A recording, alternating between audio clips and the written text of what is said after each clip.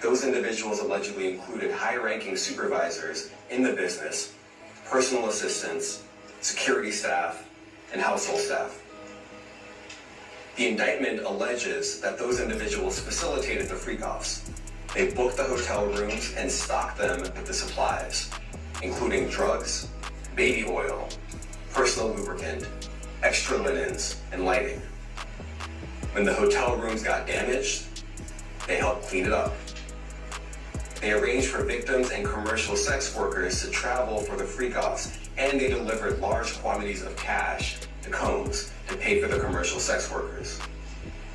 The indictment also alleges that they helped Combs cover up his crimes.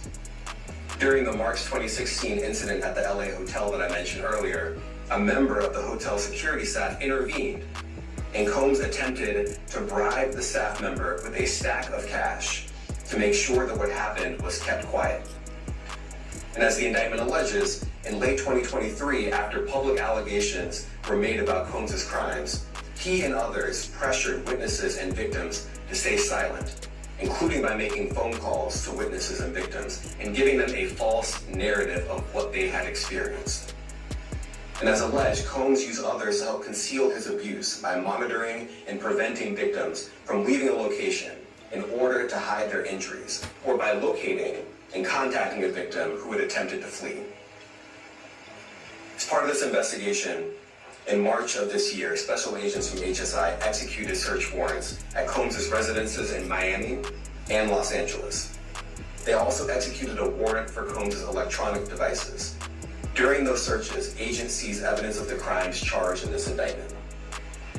They seized firearms and ammunition, including 3 defaced AR-15s and a large capacity drum magazine. They also seized evidence of the freak-offs, electronic devices that contained images and videos of the freak-offs with multiple victims. And they seized cases and cases of the kinds of personal lubricant and baby oil that Combs' staff allegedly used to stock hotel rooms for the freak-offs, more than 1,000 bottles altogether. Damn! Here are some of the items that we found during the searches.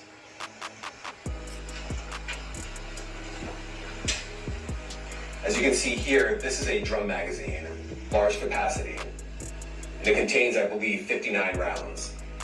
I mentioned as well that we recovered 3 AR-15s. This is a close-up shot of one of the AR-15s, and you can see right here, the serial number has been thoroughly defaced. Yo, her head is in a way. Another picture of more ammunition and parts of 2 AR-15s right there.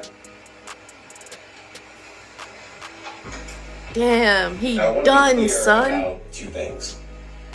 First, this office is determined to investigate and prosecute anyone who engages in sex trafficking, no matter how powerful or wealthy or famous you may be. No one should doubt our commitment on that. A year ago, Sean Combs stood in Times Square and was handed a key to New York City. Today, he's been indicted and will face justice in the Southern District of New York.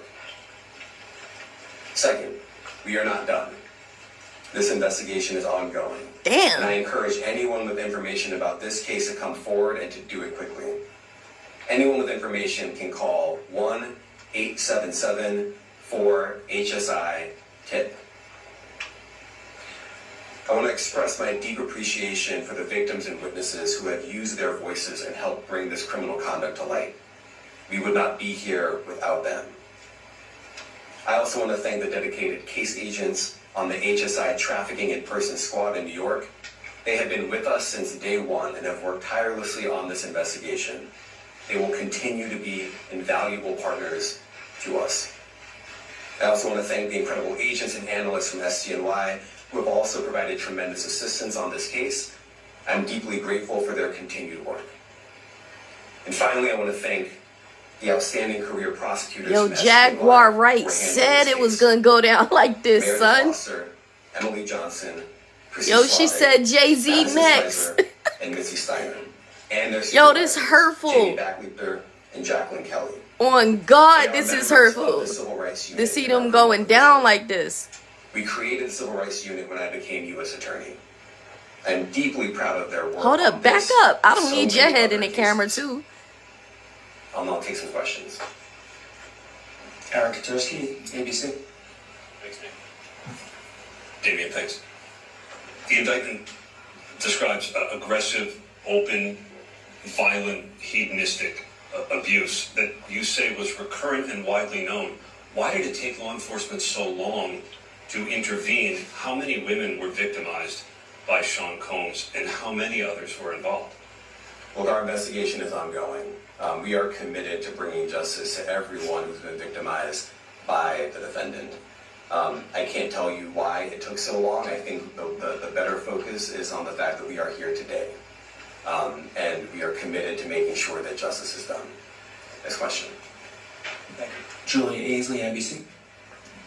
Thank you for doing this. You said we are not done and that Combs did not do this alone. Do you foresee that there could be other charges related to Yeah, this? that's what he's I'm saying, not taking Karen. anything off the table. Janet Fisher, Newsday. Yo, this is What's the wow. difference between the sex trafficking and promoting travel for the purpose of prostitution?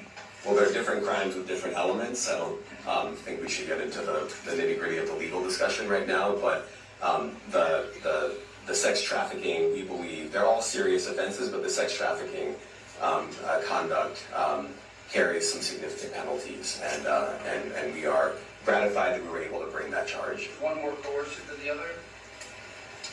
I'm not going to be able to get into that, but you can look it up, and yes, sex trafficking, especially when it involves coercion or force, is a very serious crime, and it carries significant penalties. Good afternoon, Darla Miles, ABC 7 New York. Thank you for this press conference and for the details. 2 questions. In context of this indictment and the information that was presented to the grand jury, are you able to clarify the number of victims? It's mentioned plural in the indictment, but can you specify the number of victims just for this particular indictment? And secondly, can you provide details about the alleged arson? Unfortunately, I'm not able to provide either. The number of victims, you are correct. We are intentional in saying multiple.